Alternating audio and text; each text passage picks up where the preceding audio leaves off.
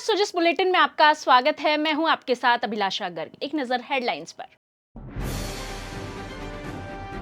रक्षाबंधन के पावन अवसर पर मुख्यमंत्री की महिलाओं को सौगात। रक्षाबंधन पर रोडवेज बसों में 2 दिन निःशुल्क यात्रा की मिलेगी सुविधा। मुख्यमंत्री के निर्देशों पर शिक्षा विभाग की संवेदनशील पहल। दूर कर रहे बाल मन का डर, पढ़ाने के लिए शिक्षक पहुंचे घर घर। पशुपालन विभाग के बजट घोषणा कार्यों की समीक्षा बैठक का आयोजन। बजट घोषणाओं की 100% क्रियान्विति सुनिश्चित करने पर हुई चर्चा। मुख्यमंत्री श्री भजनलाल शर्मा ने रक्षाबंधन के पावन पर्व पर प्रदेश की महिलाओं को खुशियों की दोहरी सौगात दी है। मुख्यमंत्री ने प्रदेश की बहनों को इस वर्ष रक्षाबंधन पर्व पर राजस्थान राज्य पथ परिवहन निगम यानी रोडवेज की बसों में 2 दिन निःशुल्क यात्रा की सुविधा देने की घोषणा की है। यह सुविधा रक्षाबंधन के दिन यानी 9 अगस्त और उसके अगले दिन 10 अगस्त को राज्य की सीमा के अंदर राजस्थान रोडवेज की बसों में यात्रा के लिए मिलेगी। मुख्यमंत्री ने कहा कि रक्षाबंधन केवल एक पर्व ही नहीं बल्कि हमारी सामाजिक और पारिवारिक परंपराओं की जीवंत अभिव्यक्ति है। इस शुभ अवसर पर राज्य सरकार का प्रयास है कि कोई भी बहन अपने भाई से मिलने से वंचित न रहे। उल्लेखनीय है कि मुख्यमंत्री श्री शर्मा की अनूठी पहल पर पहली बार इस वर्ष रक्षाबंधन पर राज्य की महिलाओं को रोडवेज की बसों में 2 दिन निःशुल्क यात्रा की सुविधा दी गई है। इससे पहले केवल 1 दिन यानी रक्षाबंधन को ही यह छूट दी जाती थी। मुख्यमंत्री श्री भजनलाल शर्मा ने उत्तराखंड के उत्तरकाशी स्थित धराली क्षेत्र में बादल फटने की दुर्भाग्यपूर्ण घटना में हुई जनहानि पर दुख व्यक्त किया है। मुख्यमंत्री ने सोशल मीडिया प्लेटफॉर्म एक्स पर लिखा कि इस त्रासदी से प्रभावित नागरिकों के प्रति गहरी संवेदना व्यक्त करता हूं। बाबा केदारनाथ दिवंगत आत्माओं को शांति, शोकाकुल परिवारों को यह असीम पीड़ा सहन करने की शक्ति और घायलों को शीघ्र स्वास्थ्य लाभ प्रदान करे।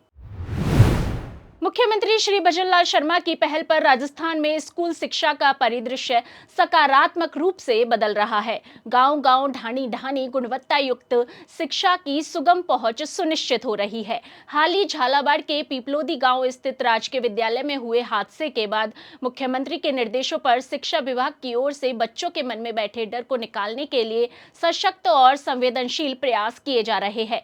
विद्यालय भवन बनने तक पढ़ाई सुचारू हो, इसके लिए वैकल्पिक प्रबंध किए जा रहे हैं। वहीं दूसरी तरफ हादसे के बाद बाल मन में घर कर गए डर को दूर किया जा रहा है। इसके लिए शिक्षक घर घर जाकर बच्चों को पढ़ा रहे हैं, उन्हें बैग, पुस्तकें आदि प्रदान की जा रही है। इसी के साथ ही उनकी काउंसलिंग भी की जा रही है। इन प्रयासों का परिणाम है कि 10 दिन पहले हुए इस हादसे के बाद बच्चों के मन से डर दूर हुआ है। वे स्कूल खुलने और कक्षाएं लगने का इंतजार कर रहे हैं। शिक्षा मंत्री श्री मदन दिलावर का कहना है कि हादसे के बाद बच्चों के मन में जो डर पैदा हुआ उसे कम करने के लिए एक संवेदनशील पहल की गई है। बच्चों से मिलने, उन्हें समझाने के लिए शिक्षकों को घर घर जाकर बात करने के निर्देश दिए गए हैं। इस दौरान ही बच्चों को पढ़ाई भी करवाई गई। वहीं शासन सचिव श्री कृष्ण कुणाल ने बताया कि घटना के वक्त चिकित्सालय में भर्ती हुए बच्चों की देखरेख के लिए विभाग की ओर से कार्मिकों की 24 घंटे की ड्यूटी लगाई गई। जो विद्यार्थी स्वस्थ होकर घर पहुंच गए उनके लिए डोर टू डोर जाकर शिक्षा के प्रति सकारात्मक सोच उत्पन्न करने के लिए खेल खेल में सीखने की गतिविधियां आयोजित की जा रही है। पशुपालन, गोपालन, डेयरी और देवस्थान मंत्री श्री जोराराम कुमावत की अध्यक्षता में पशुधन भवन सभागार में पशुपालन विभाग के बजट घोषणा कार्यों की समीक्षा बैठक आयोजित की गई। बैठक में पशुपालन मंत्री श्री कुमावत ने मुख्यमंत्री मंगला पशु बीमा योजना की प्रगति, मोबाइल वेटरिनरी यूनिट के संचालन, एफएमडी टीकाकरण की प्रगति सहित वर्ष 2024-25 और 2025-26 के बजट घोषणा कार्यों की प्रगति की समीक्षा की।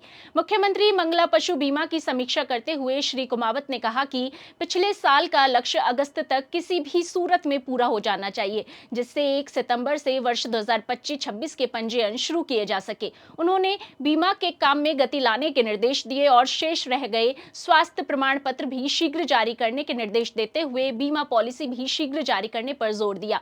उन्होंने कहा कि अगले वित्तीय वर्ष में इस योजना के अंतर्गत पशुओं के स्वास्थ्य प्रमाण पत्र और बीमा जारी करने का काम साथ साथ करने की व्यवस्था सुनिश्चित करे, जिससे प्रक्रिया में अनावश्यक विलंब ना हो। सुजिस बुलेटिन में आज के लिए इतना ही। फिर होगी आपसे मुलाकात, तब तक के लिए नमस्कार।